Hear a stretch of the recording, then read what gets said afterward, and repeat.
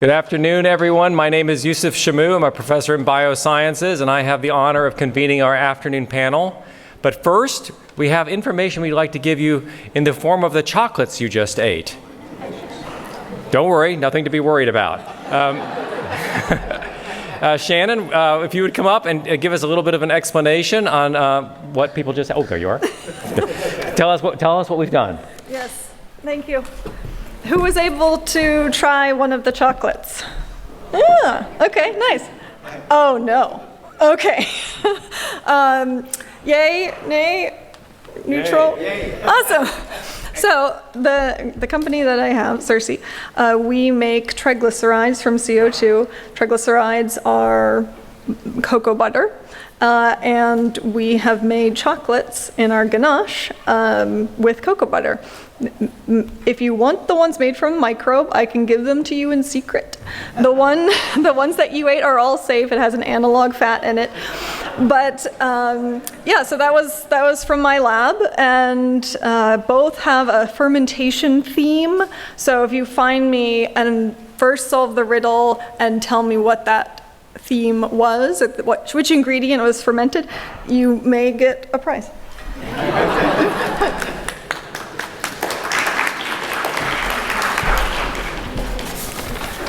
All right, welcome back to our afternoon session. And just by way of background, like I said, I'm Yusuf Shamu from the Biosciences Department. I was the Research Integrity Officer for Rice University for 7 years. And so I have a deep interest in research ethics and things like, patient studies and things of that sort. So I'm very interested in this topic, especially this next panel, which is on synthetic biology, which I do a little bit of in my own laboratory.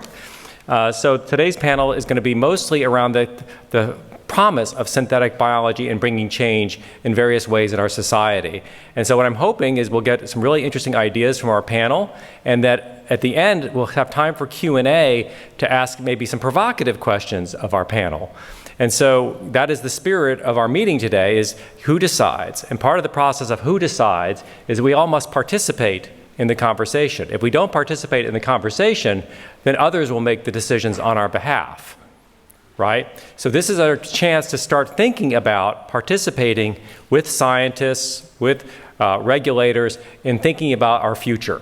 And I think this comes back to this idea we heard earlier today about thinking of our future ancestors. We are the folks that are going to set up the world for generations to come. And evolutionarily, we're not really set up for that, which comes back to something that Jeff and Dan Karyank and I were just talking about, which is that we are products of evolution. Our society is an embodiment of evolution, all linking back to things that Francis was talking about. So we are not really bred, as it were, to think far in the future, to think about something that happens many, many generations from now. We mostly think about ourselves and our current generation, our children, for instance.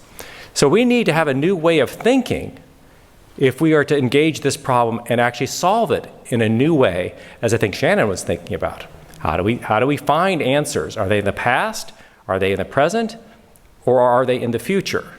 And I think, if we think about it, I think they're more in the future than they are in the past. But that's just a view. So I put a big challenge onto our panel this afternoon to get us going. And our first guest today is a good friend of mine, Caroline Aho Franklin, who is in the Department of Biosciences here at Rice University. Caroline got her career start in chemistry, earning a BS from Emory University, and then went on to get a PhD in chemistry from Stanford University in 2004. She then moved to Harvard Medical School to be a postdoctoral fellow with Pam Silver, where she was one of the first cadre of postdocs working in the then emerging field of synthetic biology. She then launched her independent career as a staff scientist at Lawrence Berkeley National Laboratory in 2007. And in 2019, she moved to Rice as a professor of biosciences with joint appointments in the Department of Bioengineering and the Department of Chemical and Biomolecular Engineering. Caroline has developed a highly interdisciplinary and collaborative research program that focuses on exploring and engineering the interface between living organisms and non-living materials. She was named as a recipient of the Women at the Lab Award in 2018, a Cancer Prevention and Research Institute of Texas Scholar in 2019, and proudly, I'm very happy to say, as you heard from Reggie this morning, we now have a Synthetic Biology Institute at Rice University, and Caroline is our founding director of the Institute of Synthetic Biology. Thank you, Caroline.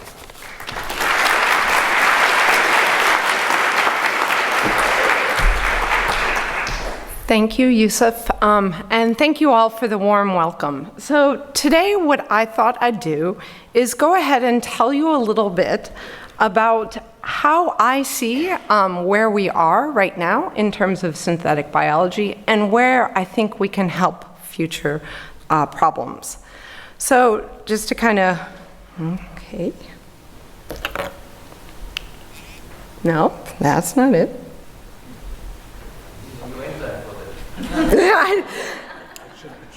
Sometimes it's a little finicky, but okay, try the keyboard.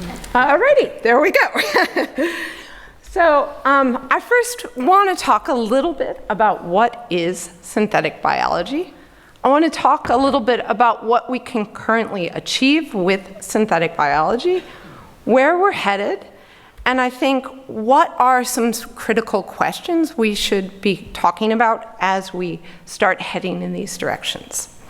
So I'm going to first start just to kind of lay the groundwork of what we think synthetic biology is and what we're doing with it. So maybe just to step back first, I want to ask you a question. How many living objects, organisms, are in that picture? Don't count them. Too many to count. Too many to count, that's right, because there's one human and too many to count microorganisms. And that's true for not just that picture, but for pretty much all of these pictures, in the soil, in the oceans, and in our buildings. Too many to count. Life is everywhere. Life is even on the International Space Station. So one of the critical things, too, is that these living systems are basically the bread and, or their life support for our entire planet. So they drive biogeochemical cycles. So a couple billion years ago, microorganisms transformed the atmosphere of this planet from one that is CO2-rich to one that is oxygen-rich, and enabled the emergence of organisms, higher organisms like ourselves. They're also continuing to be responsible for carbon cycles, nitrogen cycles, phosphorus cycles throughout our planet. Living systems produce important materials, things like wood, things like leather, and increasingly they produce medicines. So for example, Taxol, one of the most potent anti-cancer drugs, is from the yew tree. Artemisinin, that's used to treat malaria.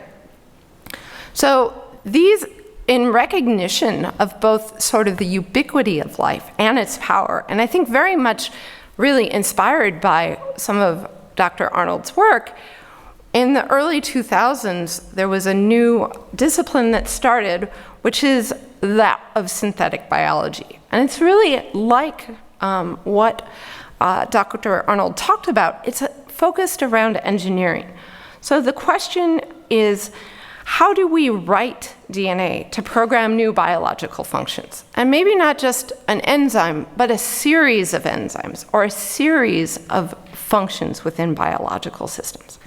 And at the core, one of the goals here was to apply engineering concepts to biology and to see how far those engineering concepts could be pushed. And over the course of several decades, we have developed the capability to read and write DNA at unprecedented scales. So we used to use organic chemistry to really make short stretches of DNA. We then learned how to use it, how to make those stretches even longer using biochemical reactions, using enzymes. And now we use living systems to actually stretch them together and can stretch together an entire genome in this manner. We also have the ability to sequence at unprecedented scales. We can see, if you want to sequence a new microorganism, we need 30 minutes over lunchtime. This is part of what has driven all of us to have bigger and bigger freezers full of genetic information, the ability to both read it and to write it. And again, we are now learning how to use machine learning to help us understand how this is done, how to program proteins, and how to program more extensive pathways. And this is really critical because it is such a complex system that oftentimes these algorithms are able to crunch through a lot of that data that humans humans struggle with the complexity. So we are hitting increasingly large levels of complexity here. And then I also want to just note that this is not happening in a vacuum. This is really happening and driving an important part of the bioeconomy. So in 2022, the U.S. Government put forth $2 billion for a new initiative on biomanufacturing. And here, more locally, the Texas Medical Center is planning a new 500-acre campus to really focus on biomanufacturing and the ability to distribute therapeutics. So we see that the concepts and the technological advances from synthetic biology are changing how we are thinking about tackling some of the largest problems we face. So specifically, I'm just maybe putting on my hat as the director of the Synthetic Biology Institute here. What we see is applications across health, the environment, and sustainability. So within our institute, we are focusing on making therapeutics that actually live inside your body and can sense what your disease state is, and then on-demand supply therapeutics. We're talking about being able to use living systems as a way of storing information. We know that the amount of data in these living organisms is actually huge compared to what we can get in a computer, and it's at much lower power. We're also thinking about how we can make materials, not just the ones that we find in nature, not just wood or leather, but new versions, new materials that could actually heal themselves when they're broken. And this has required a huge set of cross-cutting scholarship between not only biologists and engineers, but also in computer science, and oftentimes in all these application areas. Agriculture, material science, computer science. So that's part of what is also we see is that synthetic biology involves scholarship that crosses multiple disciplines, from engineering to natural sciences, chemistry, biology, civil engineering, public policy, history. So I hope this kind of gives you a snapshot of the breadth that synthetic biology is currently operating at. I want to quickly then pivot to where are we headed and what are some critical questions. So I think one of the things that my time as a staff scientist in the DOE lab impressed upon me was the urgency of dealing with a changing climate and a changing population. So by 2050, we anticipate that the world population will be 10 billion people. And these 10 billion people will need approximately 50% more energy, 50% more clean water, 50% more food than we currently make right now. And yet, we have to meet those needs in the face of a changing climate. This is from the most recent IPCC report. And what we're looking at is global temperature change over the last century. And we see that the probability of having a warming climate well into the future is extremely high. So we need to be developing technologies that can help mitigate this process, not exacerbate it. And we also need to deal with these increasing needs because in the face of also dealing with an increased population.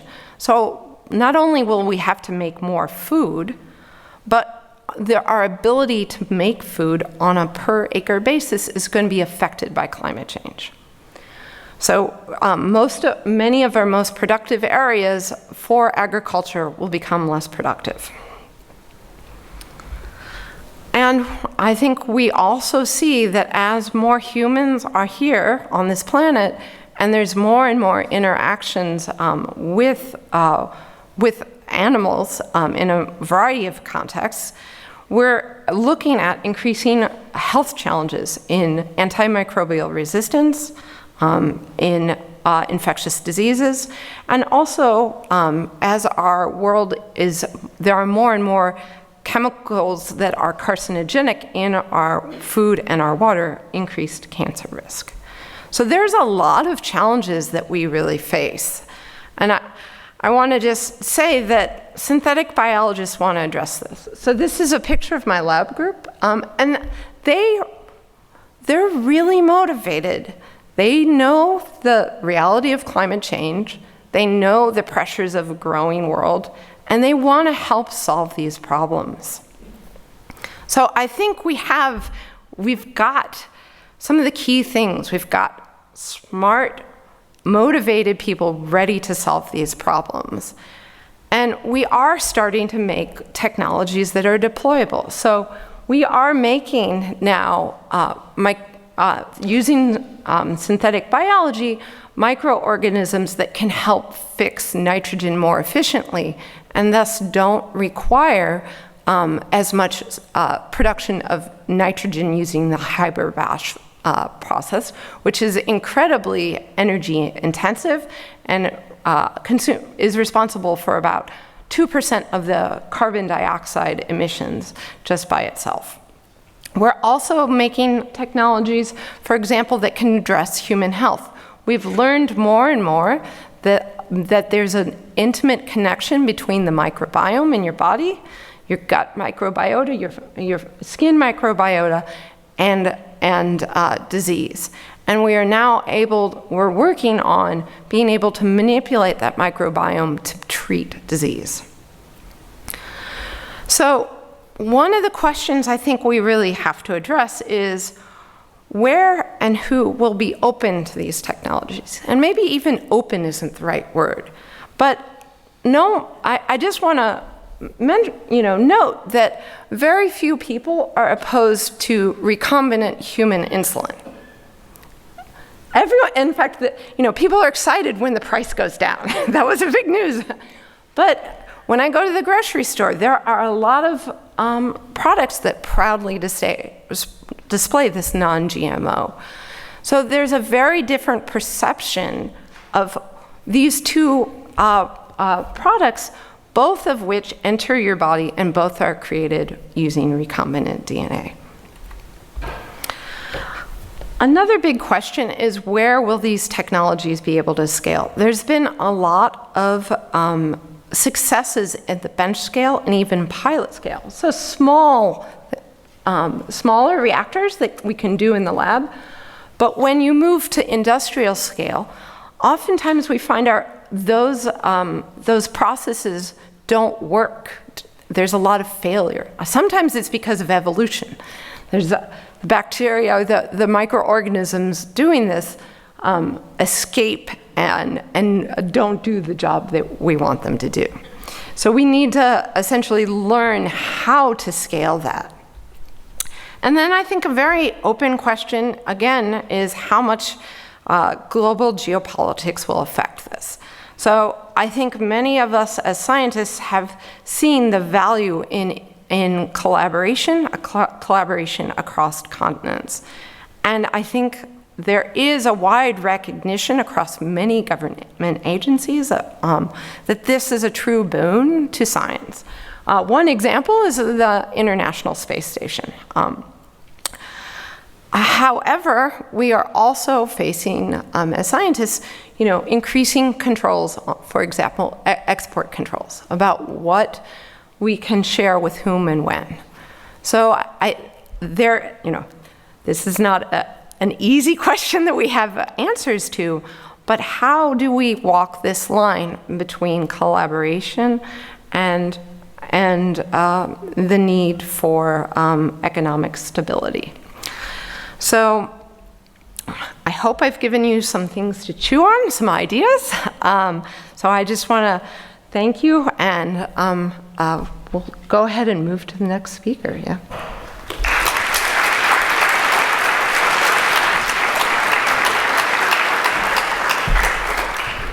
All right, our next speaker, Patrick Boyle.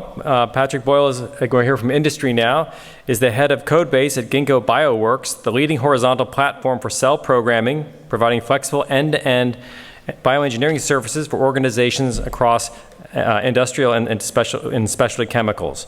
Over the past 10 years, Patrick has worked on Ginkgo's core microbial technologies at the intersection of biology, computation, and data. The Codebase team leads Ginkgo's customer-facing programs by leveraging software, robotics, and novel biological assets to bring new products to market. Patrick was a 2014 fellow in the Johns Hopkins Center for Health Security's Emerging Leaders in Biosecurity program, and currently serves on the board of Life Sciences for the National Academies of Sciences, Engineering, and Medicine. Prior to Ginkgo, Patrick received a PhD from Harvard Medical School in 2012, where he developed synthetic biology applications in bacteria, yeast, and plants in the lab of Pamela Silver, which is also where Caroline got her chops in synthetic biology. So I guess you're not allowed to talk about each other, but later maybe. So Patrick is going to bring the industrial perspective on synthetic biology to complement our academic views as well. So let's welcome him.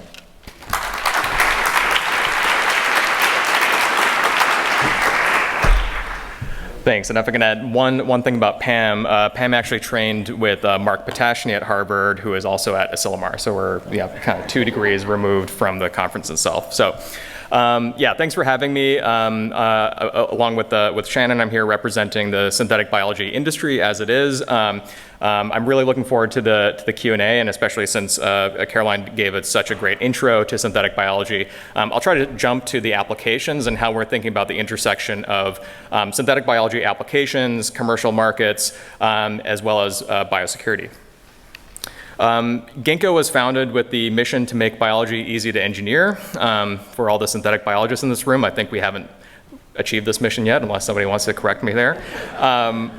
Our ambition is to drive towards this mission by leveraging software and automation. So this is a photo of one of our labs that features modular robots. Why is a biology company developing robots? Is because we feel that to speed up the work that you need to do to design thousands of different microbes, for example, for a single project, requires automating a lot of the lower level tasks that most of us did during our PhDs. So to support at that automation work at that scale, you need a lot of software as well.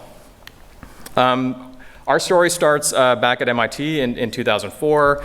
So Tom Knight, who is a professor of electrical engineering at MIT, was one of the first people to start retraining himself in biology and helped found the field of synthetic biology. These are 4 of his graduate students who founded Ginkgo along with Tom back in 2008. So they're here in this photo back in 2004, I think, demoing their graduate project, which was engineering E. coli to smell like bananas. This is actually the basis of what's now called the International Genetically Engineered Machines Competition, or IGEM, which features thousands of students around the world, hundreds of countries. I think talking about US competitiveness here, IGEM moved their headquarters to France a few years ago. And in fact, I think the country that sends the most teams every year now is China. Fast forward from starting Ginkgo out of MIT back in 2008, we were able to go public in 2021. One of the cool things you get to do when you go public is you can put a dinosaur on the front of the New York Stock Exchange if you want, which is what we decided to do.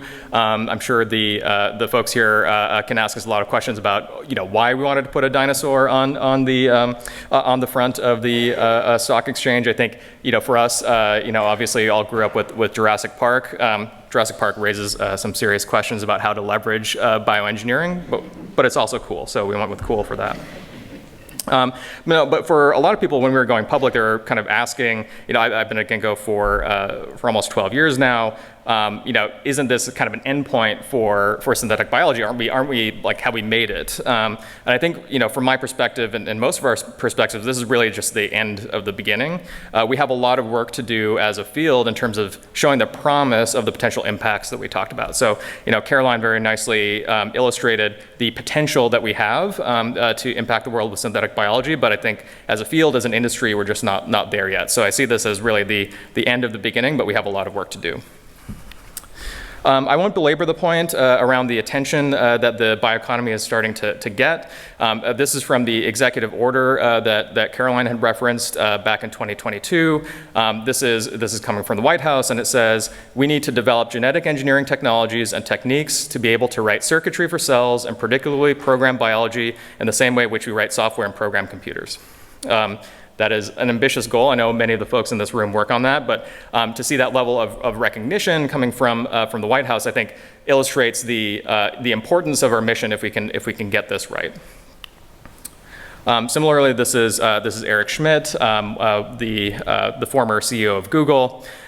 His remark on the bioeconomy is that it's time to take the work of the last 10 to 20 years and make it scale to a global phenomenon that is worth somewhere between $4 and $30 trillion of economy, right? So that's kind of scale of growth that somebody like Eric Schmidt thinks is possible with engineered biology. And again, he's somebody who has increasingly become involved in the synthetic biology space because he sees that potential.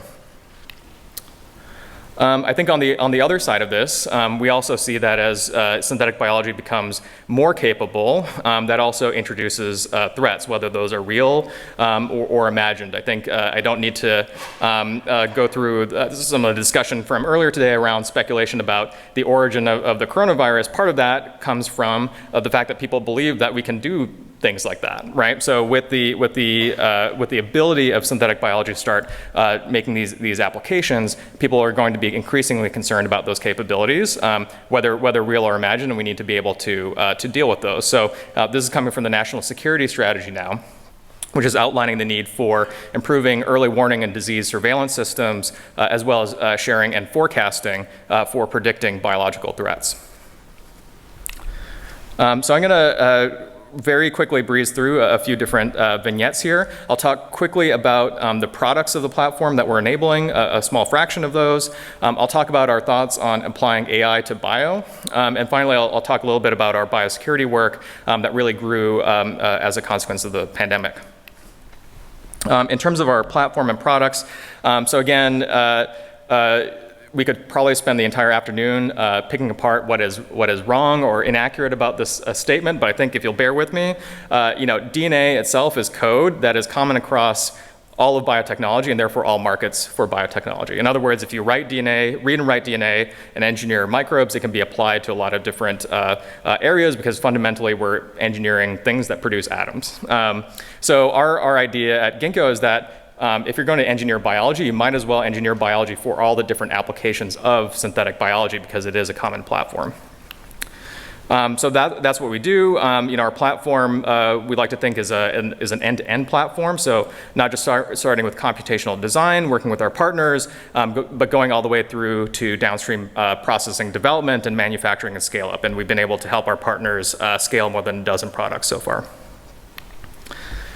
We've been growing a lot, particularly over the last few years. So this is a snapshot of the types of companies that we work with. So, Ginkgo itself doesn't have any products of our own. We are a platform, think like Amazon Web Services, where you can use us to help accelerate the development of your product. So we're in some traditional spaces, such as biopharma. We work in what's called industrial biotechnology, so the application of engineered biology to industry.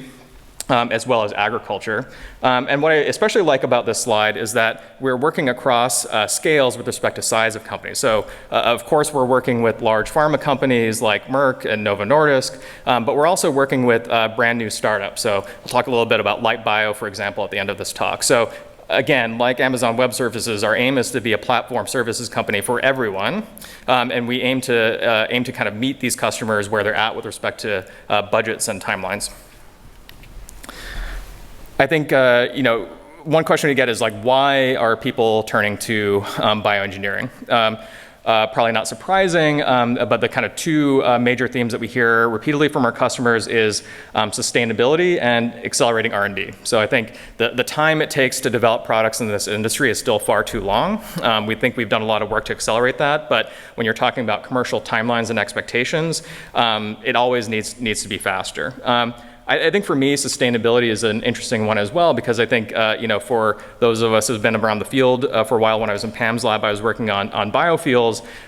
We've run into some of the challenges of basically the economics of these products. So in fact, when Ginkgo became a company, rather than working on biofuels, we worked with partners on producing fine fragrances instead. That wasn't because we don't think biofuels aren't important. It was because the economic barriers to delivering a very high-priced, small volume product like fragrances was a much easier way to get started. But sustainability, again, drives a lot of our customers to reach out to Ginkgo. I won't talk about all the programs we're working on. We have more than 100 active programs right now, and for this audience, I won't spend much time talking about our pharma work, except to mention that we are working with companies like Novo Nordisk and Biogen in that space. For Novo Nordisk, we're doing work around novel expression systems for biomanufacturing. For Biogen as well, we worked on AAV manufacturing. So again, working across cell therapy, gene therapy, small molecules. With Bayer, we work in the agriculture space, and I'll talk about that in a second. We work with companies on products such as cannabinoids, as well as bio-based materials. Caroline also mentioned this in her talk, that nitrogen fixation is a major driver for greenhouse gas emissions, about 2% of global greenhouse gas emissions. We've been partnered with Bayer Crop Sciences for about 6 years now in this space. The challenge they put in front of us is to engineer microbes that fix nitrogen for crops. So if you're familiar with legumes like soy, those have microbes that live in their roots that fix carbon from the atmosphere. So we are engineering microbes that will do that job for non-legume plants. Over the last year, we've actually expanded this partnership with Bayer. So they've now added a new program around carbon sequestration. So one of the interesting ideas is that if you can start enabling multiple of these capabilities into a microbe that associates with the crop, you might be able to further improve sustainability, especially if you can increase the lifetime of organic carbon in the soil at the scale of agriculture. That actually starts adding up into a useful impact in terms of carbon management. As another example, here also looking to harness microbes that solubilize inorganic phosphate. So this is actually where we did go back through our freezer. We have a collection of thousands and thousands of agricultural isolates of microbes and identified and ranked microbes that are capable of solubilizing phosphate. So the idea is to use synthetic biology parlance, is that you can search through nature for these capable microbes, and those serve as chassis that you can further engineer for these types of applications.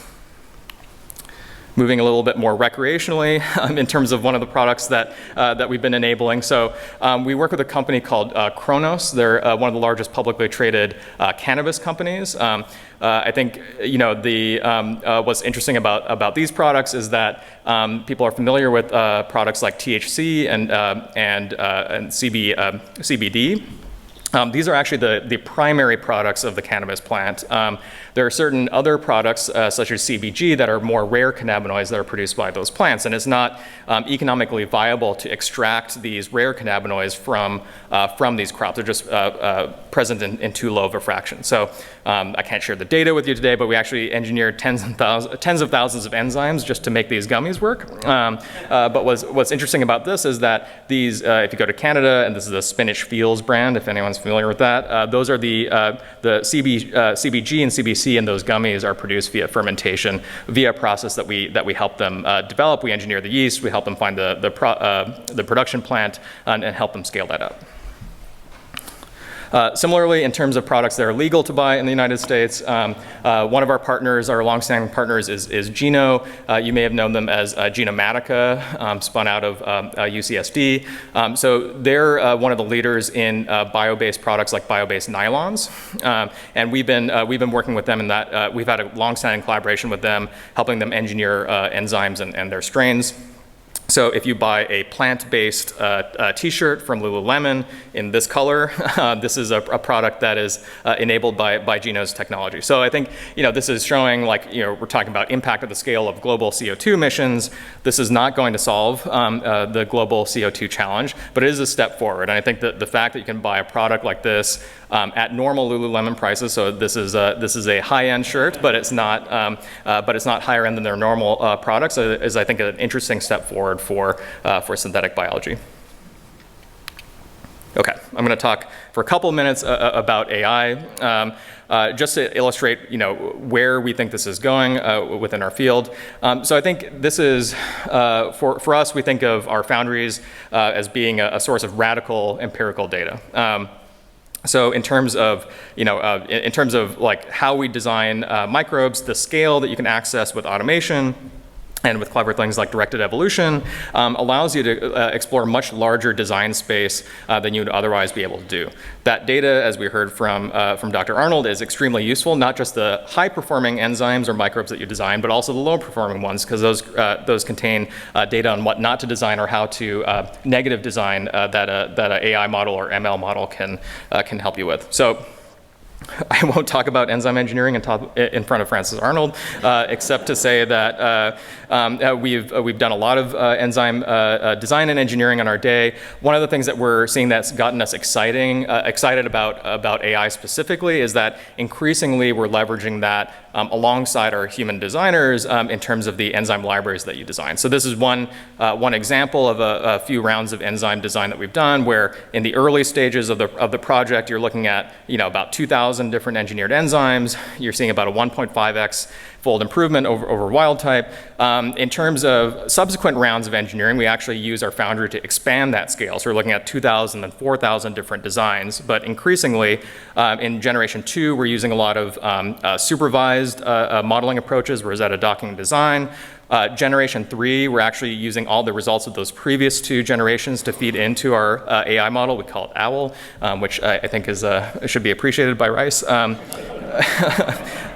then finally, in our last round of design, we only need 100 designs. Again, using all that data fed into what we call OWL to guide the last round of design, and that yielded a 10-fold improvement in that phase. And interestingly, in terms of the graph at the upper right here, we're actually comparing basically head-to-head our OWL model that's been trained on this enzyme versus our expert-guided approaches, and you're seeing not only are we finding better hits, those are higher on the violin plot there, but the library being generated by OWL is actually more enriched for active enzymes than the other approaches that we took.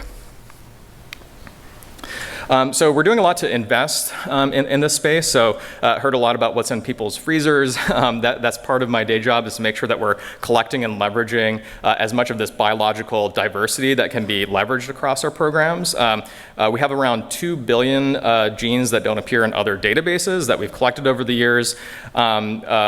Importantly, we built a lot of data infrastructure to kind of manage those genes and use them for gene discovery.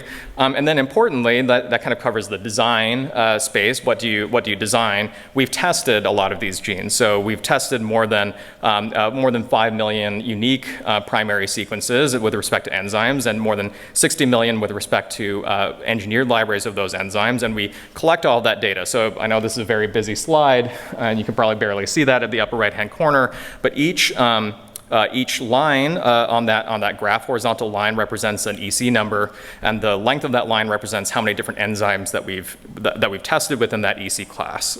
If you look at the different colors there, each color represents a different project. So you'll see, with respect to going back to our freezer, we're engineering and leveraging the same enzymes over and over again, but exploring deeper into sequence space to make sure that we can use that data to train our models, and more importantly, deliver better enzymes and pathways to our customers more quickly.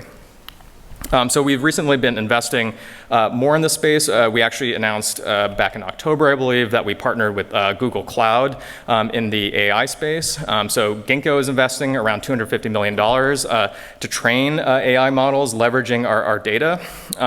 Google Cloud is very interested in this because they're interested in helping us basically set up this infrastructure and scale the application of AI in biology. In terms of what we're working on in that space, so our first order of business is working on developing protein foundation models. with DNA and RNA foundation models falling behind that. So, nothing to announce in this space yet, but our intention is that these models are things that could potentially be leveraged by the community as we develop them. Okay, I will wrap up by quickly talking about biosecurity, but I think this is probably a topic that will come up in the Q&A as well. We've always been interested in biosecurity. So in fact, I've been working on biosecurity since I was a graduate student in synthetic biology because it comes up so much in these types of conversations, particularly with respect to the deployment of engineered microbes in the wild. So that application for nitrogen-fixing bacteria, that involves getting nitrogen-fixing bacteria that have been engineered to do that, approved by the USDA and other regulatory agencies to do field tests in the wild. So, biosecurity has always been, part of synthetic biology, but I think the COVID-19 pandemic really illustrated how far behind we are in terms of having the infrastructure to deal with biological threats, whether natural or engineered, and natural is the one that we've had the most issues with. So as a platform company, when the pandemic happened, we felt that we couldn't basically sit on the sidelines. We'd always thought about investing more in biosecurity infrastructure, but we felt like given our kind of unique vantage point that we could do more to help in the response. So we actually did a lot of work partnering on the pharma side as well. During the pandemic, we worked with companies like Aldevron and Moderna on RNA manufacturing improvement, but we also decided to help scale up testing. So if folks remember, this seems routine now, but the idea of everyone in a classroom swabbing their nose at the beginning of the week was a quite unusual one. We worked with the CDC and NIH and other partners to basically help develop and support school testing as our first kind of scaled surveillance product in the biosecurity space. That eventually scaled up to a nationwide network during the pandemic. This data is out of date, but again, more than 12 million samples all across the United States. Interestingly, in terms of infrastructure, this is not something where the federal government said there's going to be school testing and it was everywhere. Our team actually had to work school district by school district to help roll this out. But we're very proud of the fact that we were able to build this network during the pandemic, and because we care about biosecurity, we've tried to, while testing in schools has gone to the wayside, we basically switched over to passive monitoring of other sources. So folks have probably heard a lot about wastewater monitoring. We actually do some of that for the CDC's Traveler program. So the CDC, working with Ginkgo and a few other companies, help us set up volunteer-based testing stations at airports. So if you're at an airport and you can volunteer to swab your nose and put it into a tube for testing, that is purely volunteer-based. But we routinely detect and track new COVID variants via that work. We also have a program that tests wastewater from airplanes, so actually sampling from airplanes, because particularly global governments are really interested about in discovering where these new variants are traveling and how they move around the world. I won't have time to go through the data here, but this is, we publish a paper, again with the CDC on some of this work. This is a retroactive study, but basically looking through the samples that we collected through this program, we actually identified, to our knowledge, the earliest known sequences of BA2 and BA3, and those were detected via the airport program. So again, this is a retroactive study. This is going through old samples, but the idea is that moving forward, and we've seen this with BA3 and BA4 as well, increasingly these systems might be able to detect new variants, and we're expanding this program to include flu surveillance as well. So again, I'm really eager to get to the discussion here. The talks this morning have been really stimulating in terms of thinking about the implications of all the technology. I'll leave you with one last product, which maybe doesn't have kind of global scale impact in the sense of the carbon cycle, but I think is just cool. So we're partnered with a company called Light Bio that produces glowing petunias. This is actually just announced last week. This is a USDA-approved engineered petunia plant. You can buy them for $29. They are available in the spring. What's really interesting about these plants is they've been engineered with the firefly luciferase pathway. We're continuing to work with Light Bio. Our current program aims to increase the brightness of these plants by more than tenfold, but I just think they're cool. So anyway, I just wanted to end with that. Maybe not global impact, but if you see glowing petunias along the roadside in Boston, you'll know that a synthetic biologist lives there. So with that, I'll say thanks and look forward to the discussion.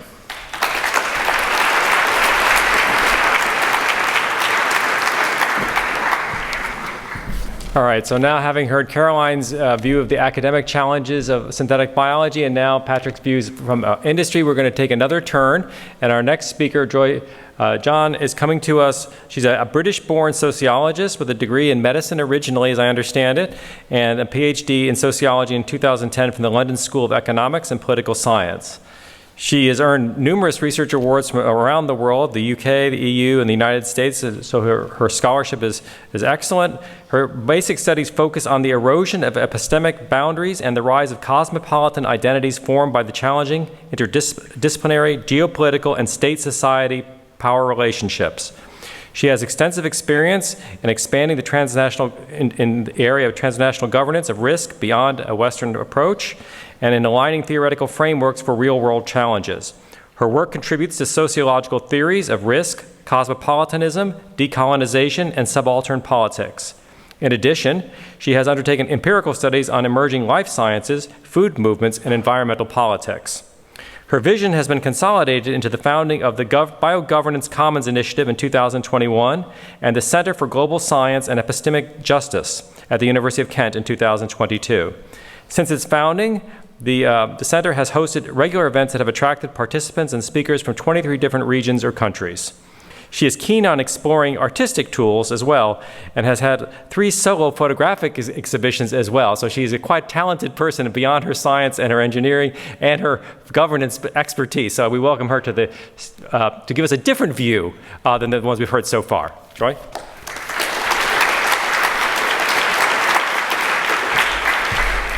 Thank you for the very generous introduction. It's a great pleasure to be here. And thanks for the invitation. Well, as you've heard, I'm actually a sociologist with a first degree in medicine. And my actual research focused on the relationship between 4 countries. That's US, UK, China, and India. And I want to look into how they form our transnational governance of scientific risk. So in the next 20 minutes or so, I want to give you a partial and quite personal view on what has changed and not changed in the past 20 years in the governance of synthetic biology. So why do I say 20 years? Because it's almost exactly 20 years ago, that's when synthetic biology became a topic for governance. That's when the first round of reports on synthetic biology, social and ethical implication start to emerge. And of course, they emerged out of US and it was followed by other reports published in Europe as well as other North American institutions. But synthetic biology really became a global deliberation topic around the year 2011 to 2012. And this is when there was a series of 6 academy symposia that was held on this topic. It began with a symposia held in London and then in Shanghai and finished in Washington. I was really fortunate to be part of the very early discussion of synthetic biology because I was actually commissioned by the Royal Society at the time to do a background research on the transnational governance of synthetic biology that fed into the very first of that 6 Academy symposium.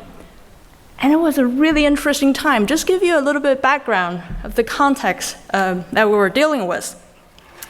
So at the time, there was a question of what is synthetic biology?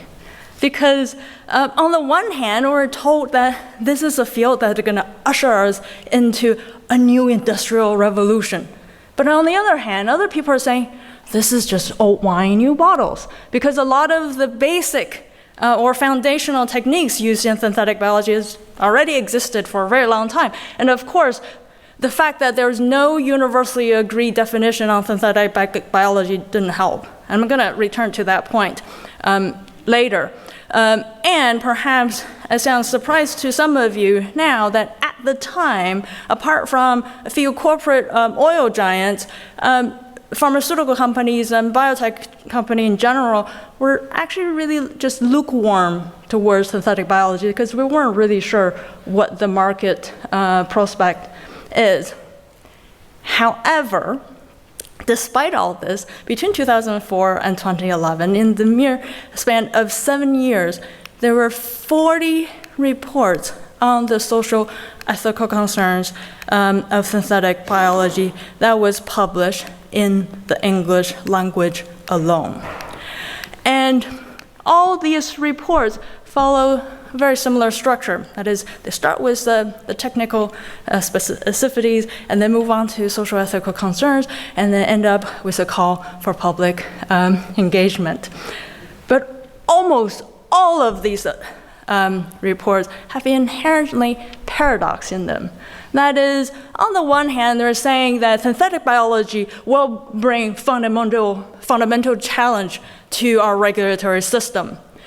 But on the other hand, when you look into specific issues, it seems like all these challenges can be met by just borrowing existing regulations, those patchwork regulations from, for example, stem cells, genetics, chemistry, or even cosmetics.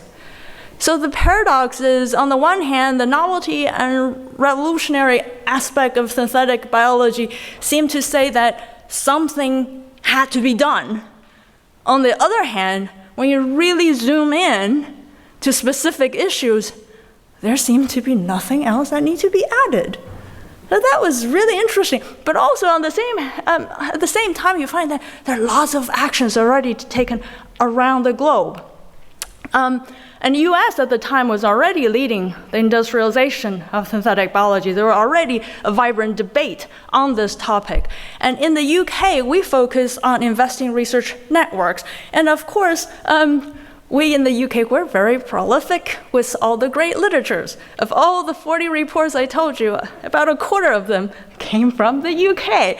And if you look at Asia, Asian giants hasn't really paid attention to synthetic biology as much in terms of their government focus, but it has attracted attention of Asian scientists, and it was a rare opportunity where Chinese scientists from the bottom up came together and tried to sell to the Chinese government that synthetic biology could mount to what they call the new moon landing project. And some of you may be wondering why I use the word rare in describing the kind of bottom-up initiative, because contrary to many of the general impression of Chinese science as a monolithic machine, it's actually quite fragmented. And this is one of the rare opportunities where scientists within China or all those institutions really came together because they thought this was, and they asked the government for regulation and for commitment to support such research, and that's where they can get a competitive edge. A very similar story can be observed in India. And Indian government, the same, didn't really pay too much attention to it, but 150 Indian scientists came together and formed this Sanjivani group, and Jivani is Hindi for life or bio, and with the very same idea that only together they can make a difference in this world.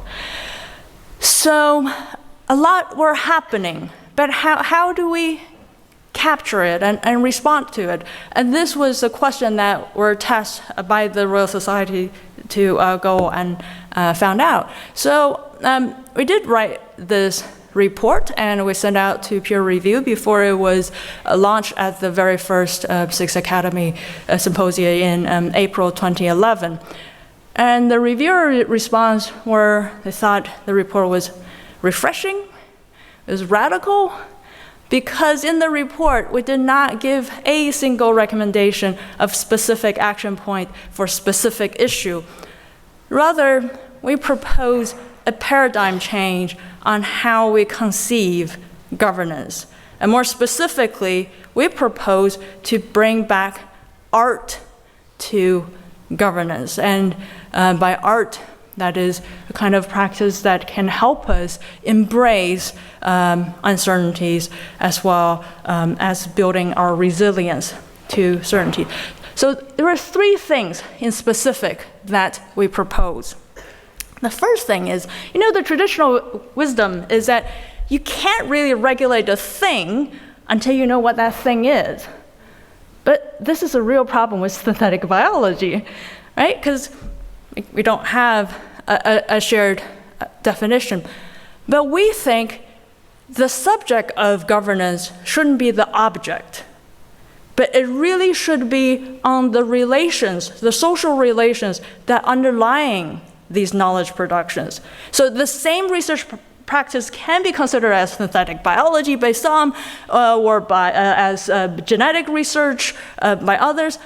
I don't think that matters as much as understanding the power leverage underlying these research practice and make these research practice happen. So for us, we first propose that the governance focus really shouldn't be on the things, but really should focus on tracing, identifying, and responding and steering all the power leverages that make specific research practice happen. And another thing is that although at the time, around 2011, as I was saying, this is when the 6 national academies came together, we did anticipate that actually the fragmentation of social authority is only going to become a bigger issue. And we should be prepared for the increasing fragmentation of these scientific and social authorities. And thus, we do not propose a power over model, which is what a lot of these governance discussion is about. Let's develop guidelines, let's develop all the boundaries. I think instead of power over, we propose that we should learn to adopt a power with paradigm. And governance really should be about having the ability to diplomatically maneuver and shape networks of accountability between and within different publics. So in that sense, governance is not so much about generating a consensus from or as a representative from an imagined community, but governance itself should be part of community building. And of course, we also evoke the word art because, as you all know, art is improvise. So one of the perhaps the most radical element we propose is that governance for synthetic biology should also be a type of governance that encourage stakeholders to improvise. And by that, we do not mean that anything goes, but we mean that it needs to have the room to allow different stakeholders to contribute to the debate and to have room to experiment, and more importantly, it should be a governance system that can allow the tracing and learning from these governance. I know it all sounds very abstract, but I have to say, looking back, I think there are quite a number of things that we got right. But also, there are a couple of developments that we didn't fully expect, so I actually think we didn't go radical enough. So if we fast forward to around 2017, 2018, this is when a lot of the shifts start to become more visible. And also just to give you a context of what the world dynamic is like back then. And this is when the industrialization of synthetic biology has becoming more real. And in 2007, the Royal Society organized this conference called Synthetic Biology, Does Industry Get It? And in this conference, 200 stakeholders came together and discussed how do we harness the financial and market implications of synthetic biology. And it's also around this time that all those DIY biolabs, their translation into bio startups, that rate has become stabilized. And we could see a very quick jump. And this is where DIY bio is no longer an amateur activity. It has become a normalized element of our knowledge production and our knowledge translation. At the same time, predictably, China and India have both launched their national agendas, and not just funding the research, but also they've also funded their national project investigating the specific social and ethical issues that are particular to that region. And this is also around the time when China and India start to think about their leadership along their respective Belt and Road as well as Indo-Pacific region, and how they want to take a lead in the synthetic biology debate in those regions. So around 2018 is also when the geopolitics start to change.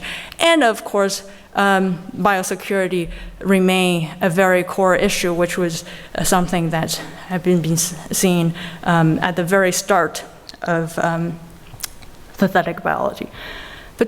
But although all of these seem to be quite predictable, there are two major shifts which I want to highlight that is relevant to what we're discussing today, that is, who decide. So one of the first shifts that proved that we were quite right, that underlines our point on the relational focus of governance, is that since 2018, we can really see a growing interest and success in the track to science diplomacy, or the informal channel of science diplomacy.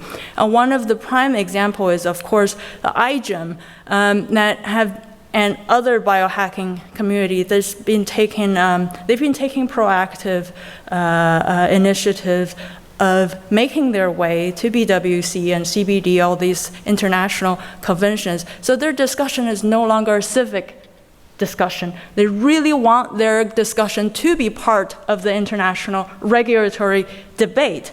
And another really interesting thing that you can see is actually, if we focus on biosecurity for a moment, is that around 2018 you can also see a shift in how global biosecurity negotiation and collaboration start to change.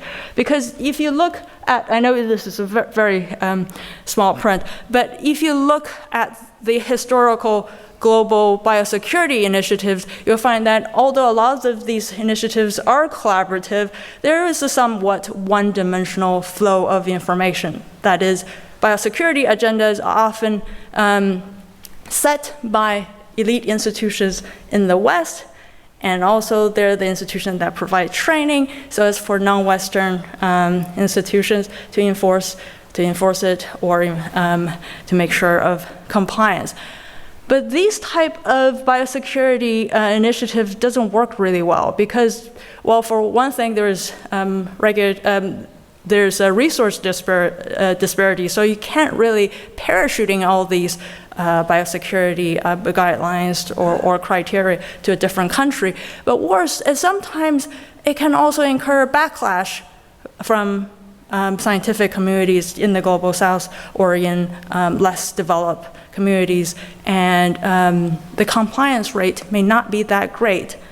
And it was around 2018. You can see a number of international organizations start to think differently. And these international organizations include the UN's Office for Disarmament Affairs, as well as Open Philanthropy, or the International Federation of Biosecurity Society.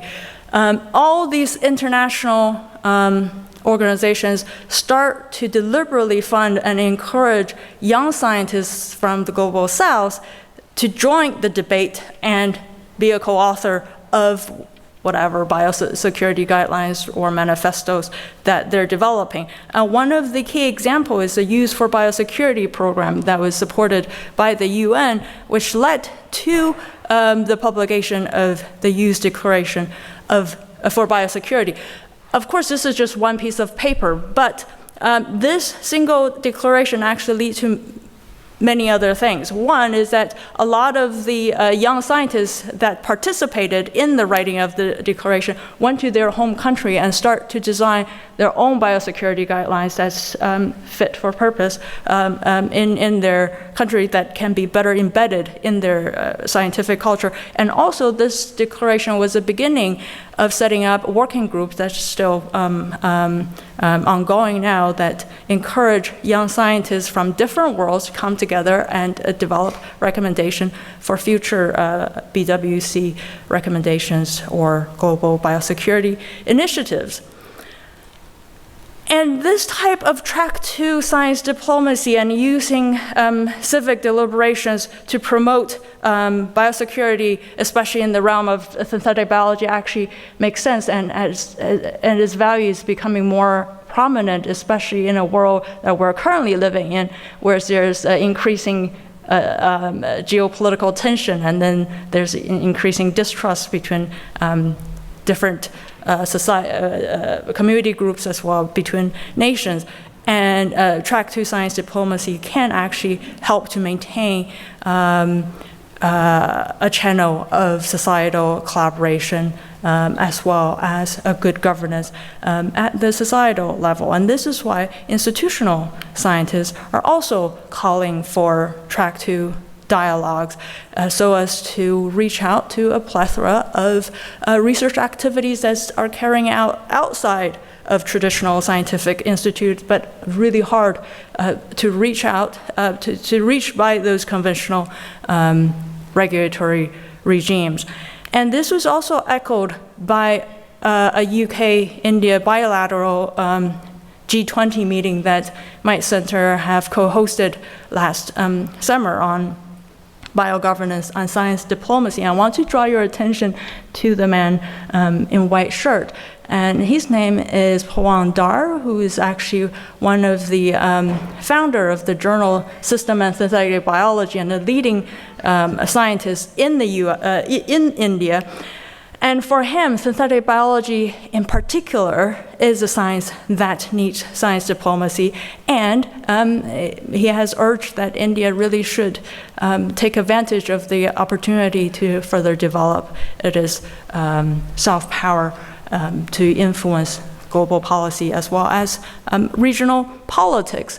So this is one shift. All the examples I've shown actually underlines all the key points we've mentioned back in 2011. That is, regulation is really not about the regulation of things, but it's really about how to have a better balancing or leveraging impact of evolving social relations. And I have to say, even to this day, we still don't have a universally agreed definition on synthetic biology. So when we talk about regulating synthetic biology, there's still a big ambiguity of what or which community we're talking about. But I feel that with the type of track 2 science diplomacy that's in action, the fact that we're allowing and we're encouraging different communities to come in to have their voice, to participate in this debate and track who is talking. And that process itself is a process of identifying and shaping that community. And also, there are actually even emerging evidence of the benefits to improvise.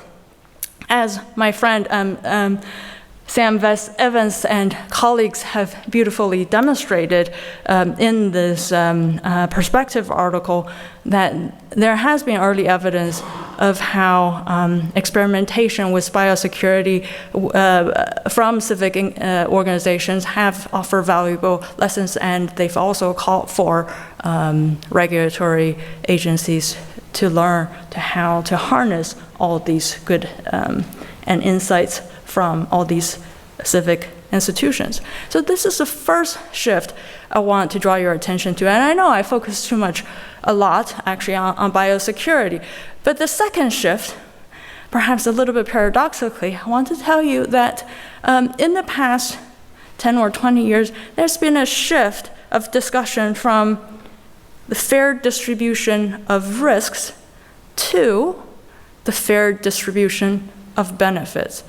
It doesn't mean that risk no longer matters or biosecurity no longer matters, but in addition to biosecurity, a lot of the governance discussions is about benefits. And here I do not simply mean benefit sharing, and this is specifically, I chose this very wordy description, is fair distribution of benefits, because over the last few years, perhaps you've also observed that the discussion has really shifted its attention. We used to focus only on the consequence of action, but now the consequence of inaction has also been given equal weight. And this applies to environment issues as well as health issues. You know, the risk of using synthetic biology as well as the risk of not using synthetic biology have raised equal ethical concerns. And this highlights the problem that risks and benefits are not the two sides of the same coin. Because a lot of the time when we talk about risks and benefit, that they actually involve very different paradigms of evaluation, and they have perhaps have to involve different paradigms of epistemics. So we're not just talking about distributive justice, we're also dealing with epistemic justice. And of course, all these debates, especially when you view from a global perspective, it has, you know, the colonial historical exploitation as well as the racial or ethnic discrimination within a society. But I also want to draw your attention that epistemic justice also affects a lot of other marginalized groups that perhaps we haven't paid enough attention to. And this is why, again, around 2018, this is where we start to see a lot of civic initiative using regenerative medicine as a vehicle for social movement. That is, their community organized or civic-based initiatives that's recruiting the public to try out unproven experimental therapies, completely ignoring FDA's warning in the name of contesting the big pharma and develop affordable drugs for everyone. And also there have been a lot of initiatives of using crowdsourcing and other methods to pull societal resources so as to support controversial or unorthodox a scientific project, again, in the name to context the hierarchy of probables that has been too long being dominated in those people's eye by the elite institutions. So we're in a very challenging time because once upon a time, science was considered universal and it was considered an element that can bring everyone together and bridging social and political divide. But now we're witnessing a world where science has becoming the very vehicle to express all these discontent and perhaps aggravating those divides and drive us apart. So how do we deal with that? And of course, to some extent, I feel further underlined our point of why governance should focus on working on social relations, because we need governance not just because we need a way to resolve conflicts, but we also need governance so as a way to recognize our shared vulnerabilities. But also, I think it points out to a deeper question. That is, today we're here to decide to discuss who decides. But I also want to consider another question, especially from the policy perspective. It's not about who decide or who should decide. I think we should consider who could decide. There are a lot of, I intentionally use could, not can. So it's potentially who could decide where science can go. It could actually be those rogue scientists or those social experiments, because however non-important scientific they may seem, they may nevertheless shape the public perception and public interaction with avant-garde science. So policy debate have to take into consideration of who could decide. So finally, to answer the question, I said, out for myself. Can synthetic biology change global governance? So we've already seen quite a number of different changes that's been made, especially given it is modularly designed. Synthetic biology has seemingly flattened the regulatory arrangement and fragmented social and scientific authorities. But I also want to warn you that the structural change itself may not necessarily mean that there will be transformative change. It could just be that it's breaking up the old hegemonies into small miniatures. And for me, I would say that synthetic biology can change global governance only if we see governance in a different way. That is, we don't see governance as primarily about rulemaking, about prescribing who should take what responsibilities, but we see global governance as community building and give us the capacity or the opportunity to learn how to be response-able. Thank you.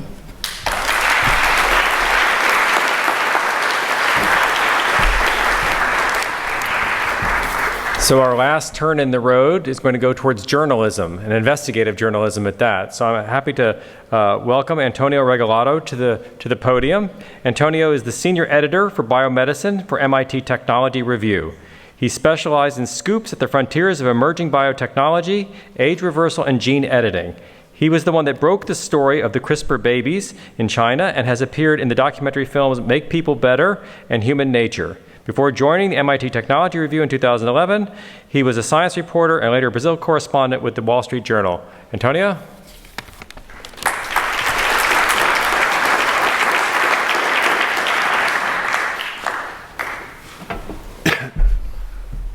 Thank you for the introduction. Yeah, I'm going to be talking about who decides, but a sort of a version of that, who decides when scientific information gets made public, what the framing of that story might be. In my work, I'm constantly dealing with this issue, sometimes in conflict with scientists. You know, who gets to say what the science was done? Who gets to say what the science means? I promise, Francis, that I will not say that it's silicon-based life. So, thanks to Luis for having me. Thanks also to some of the people in the background. Adriana Small has kept me in the right place at the right time. And 2 months ago, she was saying, we need to know what your talk title is today. And I said, well, I don't know what I'm going to say. So I threw this together. Hello, is Dr. Frankenstein there? But this is kind of a joke, but not really, because that's actually what my day-to-day work consists of. I'm calling scientists at the frontiers of these fields, genetics, cell biology, synthetic embryos, CRISPR, and then I'm also looking for like what kind of story is going to have an impact. It's not just about the science, it has to have this valence, right?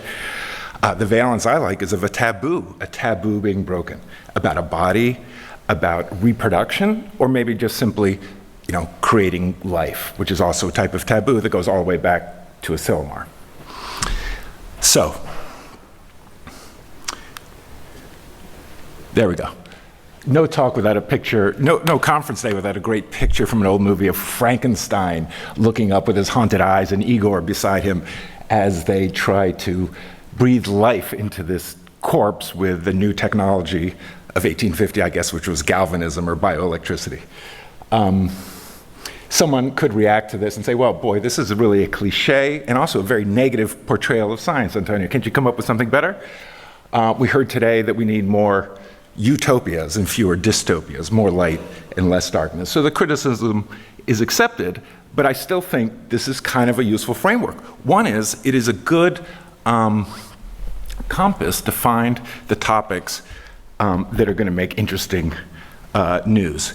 And so I wanted to quote something that was written by Corey Powell, who's another science journalist writing in the American Scientist. And he writes, there is perhaps no more stereotypical image of science run amok than Frankenstein's monster created by a man who manipulates life without regard to the ethical consequences. And there is certainly no field of science more likely to evoke the stereotype in news stories and popular protests than biotechnology, or maybe synthetic biology. Researchers in biotech really do, emphasis mine, researchers in biotech really do combine cells from human and non-human species together to create something known as a chimera.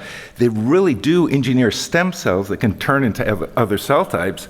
They really do try and change information into stuff, or information into viruses, and maybe information into life forms. So they do these things. This is the real interesting stuff. And the other thing that I can take from Frankenstein is kind of a narrative, or at least a probability of a narrative, which is downfall. The downfall of Frankenstein, the downfall of the monster. He's had the hubris to dare to give life to clay, and he suffers the consequences. So I hope you'll come to the movie that's playing tonight. It is a documentary. It's called Make People Better, and is about this gentleman on the right. This is Hu Jiankui, the Chinese scientist, biophysicist, who created the CRISPR babies in China. And indeed, the movie starts in the middle of the action, during the downfall. Hu Jiankui is in free fall when this movie starts. His plans have become public. He's facing incredible criticism. He is put under house arrest. The movie takes up the plot there and then tries to explain what has happened. It is a good movie, and it's an important document because it's really the piece of journalism that has gotten closest to Hu Jiankui himself and to his true thoughts. I'm in the movie because the producer of the film, Samira Kiani, had gotten a grant from DARPA to study safety of synthetic biology, and she chose to make a movie. And she invited me to go to China with her, and we went on a quest to find CRISPR babies. At that time, we didn't know that there was a CRISPR baby. We went to China on spec to see if we could find one. And we did. Or we found the project, I should say. So in 2018, we went to China, we traveled there, and I should say something about why we decided to do this. We heard the term earlier in the day, professors of foresight, someone who looks ahead. And you think of journalists just reacting to things and writing about what happened, but really to get news, to understand the news, and to be able to report the news is the work of days, weeks, months, and even a career. Are you in the right place? Are you in the White House reporting? Do you know the right people?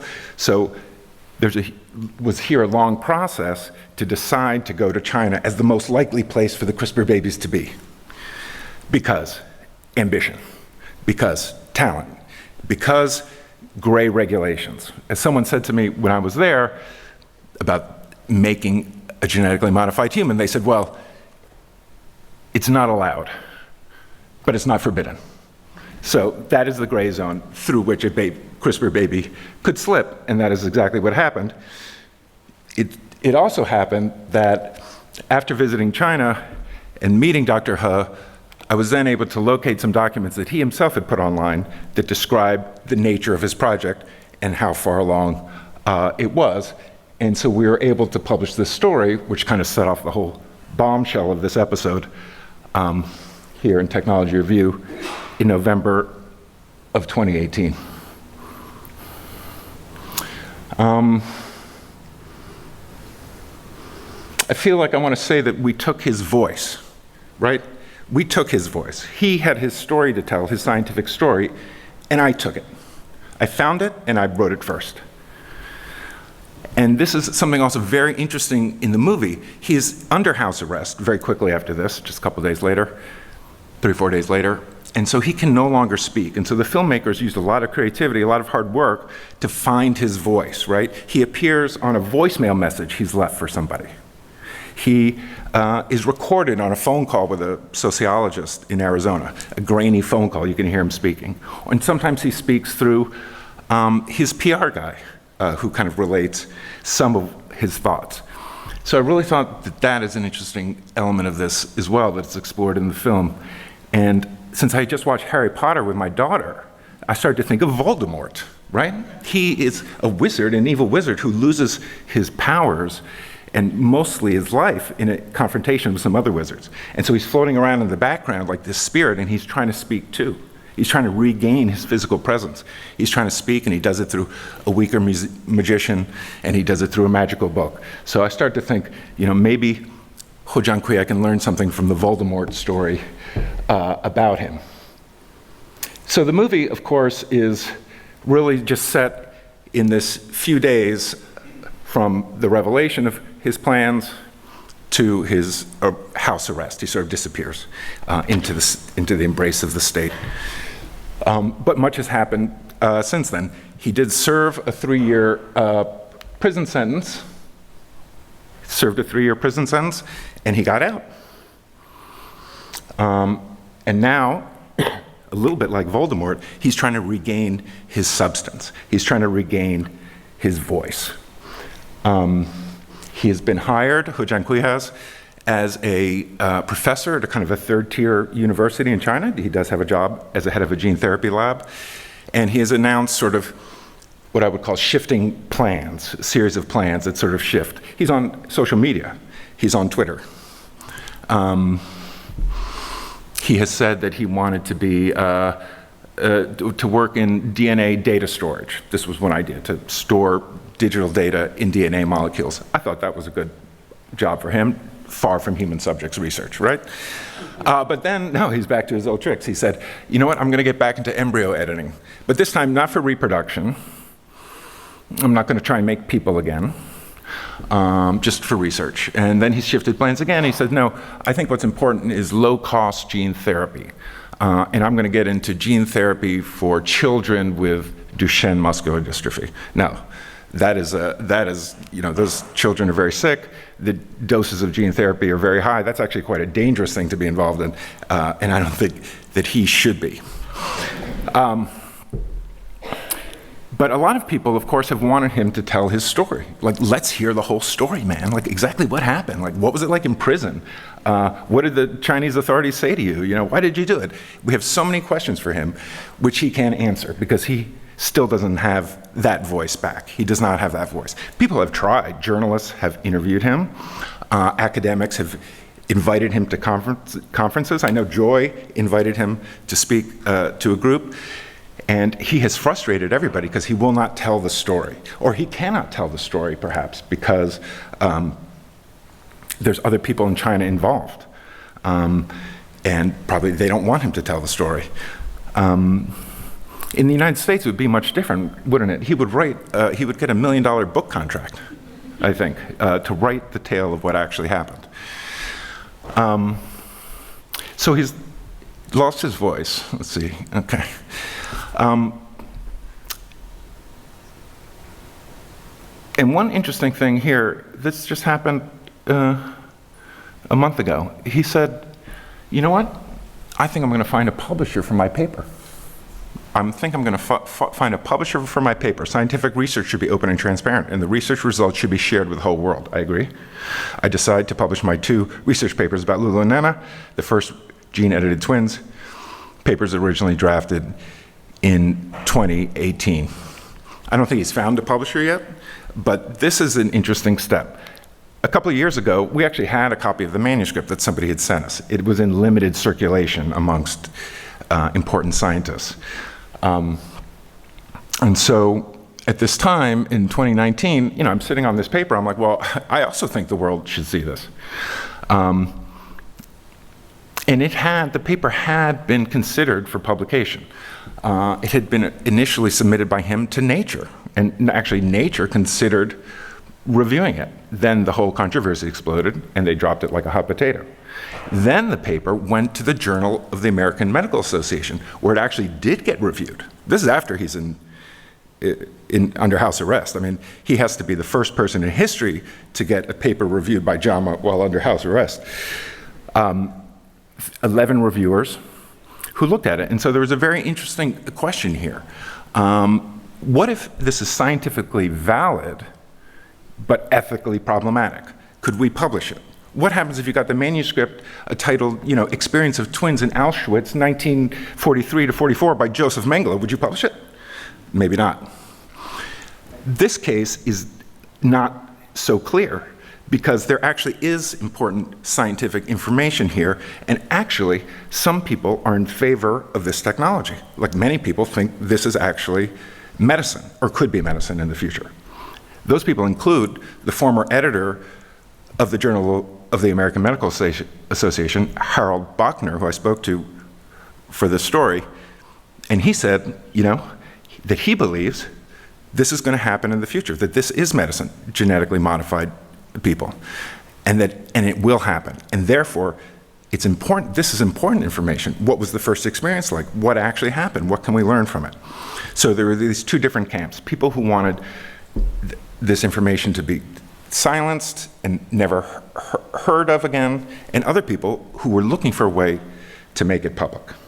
Now, eventually, JAMA, the reviewers could not agree to publish it because of some ethical problems, not so much the science, which was just the data, but because of ethical problems to do with, or uncertainties to do with what even happened. Like, there's no, on this list of authors, there's no doctors. Like, who were the doctors? Did they actually know what they were doing? Was the procedure done at the hospital he said it was? Was it done on the date he said it was? There were some, you know, potential untruths in there, so they decided that they couldn't publish it. But they actually considered publishing it in some unprecedented format, such as a rejected manuscript. So I actually faced the same debate. I said, should I publish this? Should I just publish the entire document for the world to see? Put it up on Scribd or something. I'm just going to put it out there like Ed Snowden, you know. Well, no, I thought I don't want to take his voice entirely. This is his manuscript. This is his work. This is even his copyright. And so instead, we took this approach. You can see this tear here. We excerpted it. We excerpted the juicy bits, and we left, you know, much of the science unpublished. Oops, I don't want to show that one. That was a kind of an inside joke about synthetic biology that I decided not to include. Okay, I could tell that joke if you really want it. Yeah, so I think now, you know, maybe he will publish it. Even his strongest critics, some of his most ferocious critics, think this paper should be public. And who can publish it? Well, he can. I don't know if a journal will agree to publish it, but he can just put it online. And I think this could be kind of an interesting resolution, an interesting way to stop his fall and maybe come back, would be for him to publish it, to publish all the scientific information about his project for everybody to judge. I think that would be an interesting way for him to step back into the world of science, and I hope that he doesn't. So with that, thank you.